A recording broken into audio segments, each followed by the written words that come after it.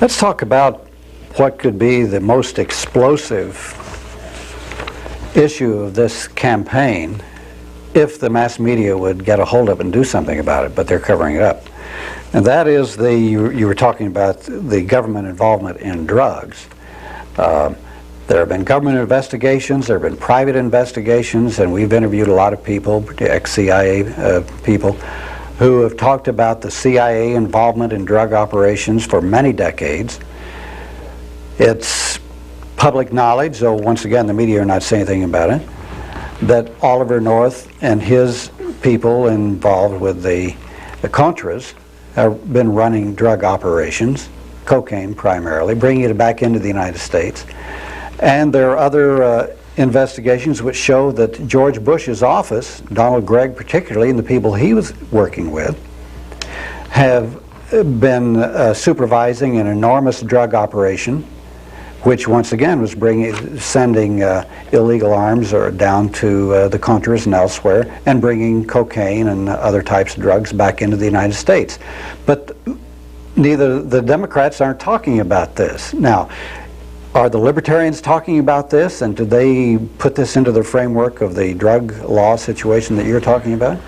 We talk about a whole lot. Of course, we always have the trouble of getting the attention that we think it deserves. There have been a few Democrats have talked about it. Senator Kerry's office has done some work. He's done a lot of the investigation. Right, and I think he's on to something, and I think we've gotten some other information too, of course, that the CIA has given Noriega over the years $200,000 a year.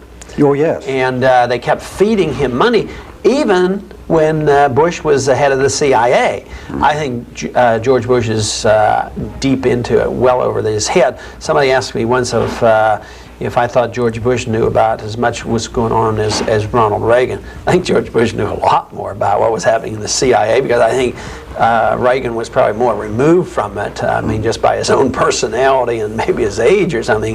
But I think George Bush, through his office and through the fact that he was a member of this, head of the CIA, I think he was very, very close to it. He knows exactly what was happening, and I believe the rule that once a CIA member, always a CIA member.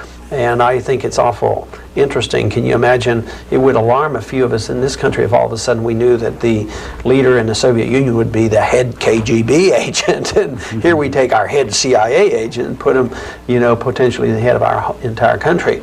Unfortunately, I wish that we could get this information out, and I continue to talk about it, but I sadly believe that there will be very little said, which means that the Democrat aren't doing it, that means they're involved too. They're involved also. And I don't think there's any doubt about it. I mean, it was even some of it got reported in the Iran-Contra scandals. We did know that there were drugs involved, and they were selling drugs back and forth. I think that might be the #1 reason for the drug laws. I mean, they use and play on the good people of America to support them, but I think the #1 reason is not to have high prices for some two-bit drug dealer, as much as to raise the funds necessary for governments to do illegal things, whether it's some terrorist government someplace or whether it's our own CIA to fund programs that they can't get Congress to fund.